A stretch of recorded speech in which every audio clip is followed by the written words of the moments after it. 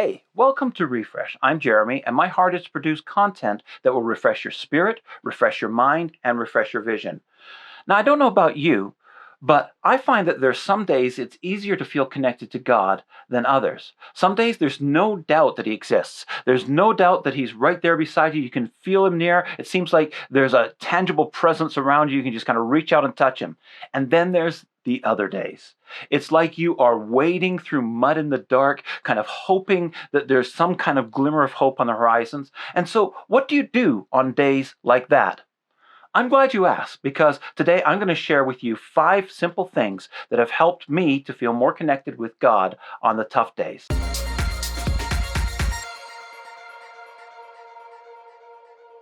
The first thing is I like to ask God a personal question. And sometimes you might think, well, that might sound a little sacrilegious, might sound like something that you really don't want to do. Maybe God doesn't really care to answer anything personal about himself. But when we look in the Bible, we actually see that there are several people who dared to ask God a personal question. Moses was up on a mountain and he said, God, show me your face. Show me the real you. Show me who you are. That's a pretty personal question.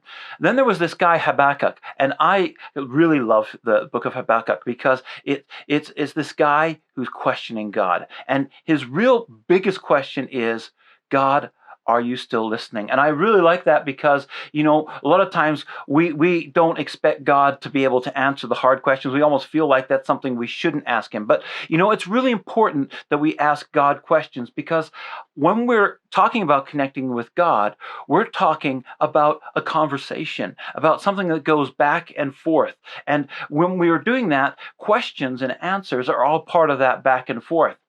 I often find that it's always easier to hear God when I'm in a place where I have some silence, I have some peace. And so sometimes maybe you can be sitting down in a quiet room with a cup of coffee. Maybe it's in the shower. Maybe the only way you can get away is to get in the bathroom somewhere.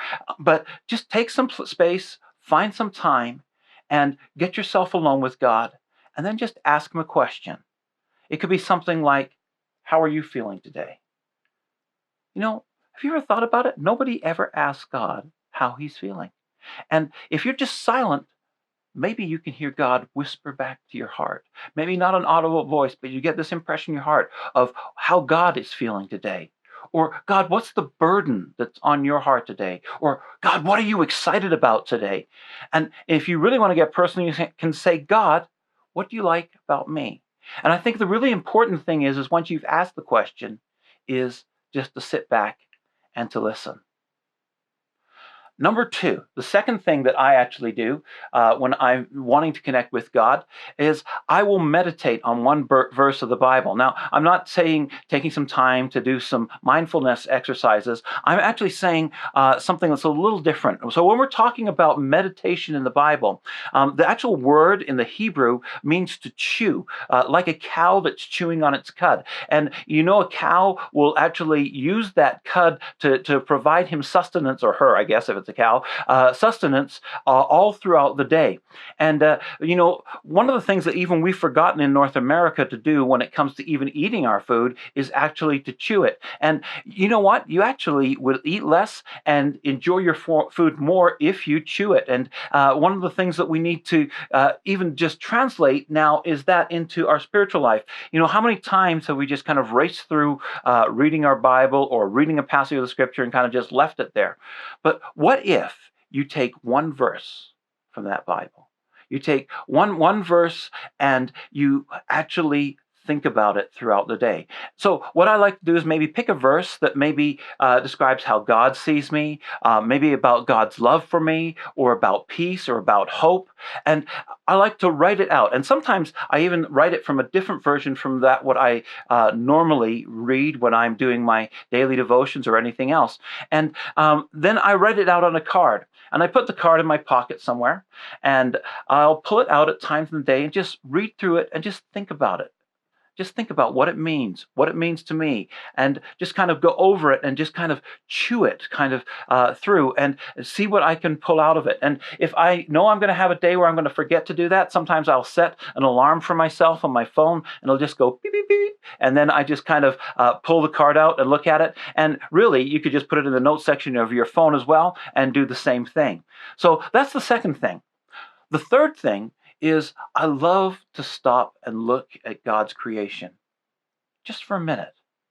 Now, when we're driving at nighttime, my wife has to constantly remind me to get my eyes back on the road because I just get so fascinated with the stars. I love looking up at what's in the heavens. I love looking at the shapes and even the colors that are very subtly there in the clouds. It's just so magnificent and so gorgeous and so beautiful. And then it's not just the big things like that, it's the little things. Sometimes it's the snowflakes that just rest on your window. I just love looking at them in the early winter when they're bright and fluffy and they're just scattered gently across the screen. And you can just see all these different shapes, and there's not one of them that is the same. And I just see the signature of God in that. Or even looking at plants. I love to look at plants. It's amazing what you see in them. Even the shades of green that we have, and we all call them green. We don't even have different names for some of those shades of green. They're just green. Look at the color and the vibrance of the flowers, even the shape and the designs that are on the plant. It's just an amazing thing to actually take a look at. And if you take a moment just to look around you, look at what God's created, I find a lot of times it restores that connection in your heart with Him. The fourth thing that I want to do, or I like to do, is I like to take 5 things that I'm thankful for and write them down. And maybe I'll put them on the mirror in the bathroom or on the fridge or somewhere like that, or even again, keeping it in my pocket or in the phone. And then as I go throughout the day, again, I take them out and I start to think about those things. And I even just start to thank God for those things that I'm thankful for. And there's an amazing connection that happens when we express gratitude for what we've been given. And I love to do that. And there's something that just kind of encourages you in your heart. The fifth and last thing that I do is I look for some small random act of kindness that I can do.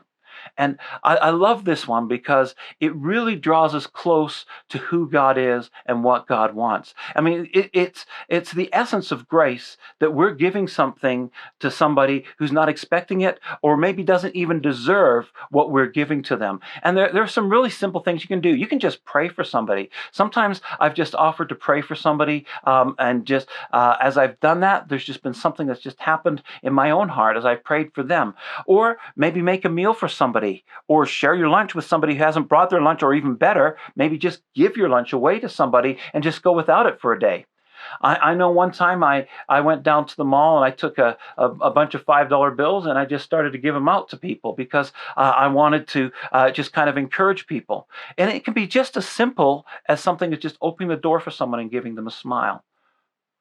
It can be as big as forgiving someone for some hurt that they've caused you, or even for forgiving yourself, because God forgives you, and you can respond back to Him in that. And I find as we start to demonstrate God's goodness, as we start to be examples of God's goodness, God does something in our heart because we're sort of aligning ourselves with who He is, and we can sense that connection with God because we're doing what God is doing. And there's a verse in the Bible that I love. It says that Jesus did what He saw the Father was doing.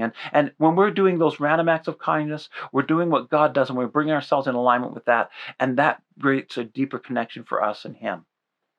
So when it comes to connecting with God, I found it's not always the big, profound things you do. It's really the fact that you include Him in your life and involve Him in the little things. One simple act can often mean way more than a grandiose gesture. And that brings me to our question of the day. What simple ways do you like to connect with God? I'd love to hear what you come up with, so please leave your answers below in the comment section. And hey, if you like this video and you would like to see more, take a moment to hit the subscribe button and also ring the bell so you can get notifications the next time we put something out like this. And hopefully it's going to be something that will encourage you, and that's what our heart is for it. But until then, keep moving onwards, keep looking upwards, and I'll see you in the next video.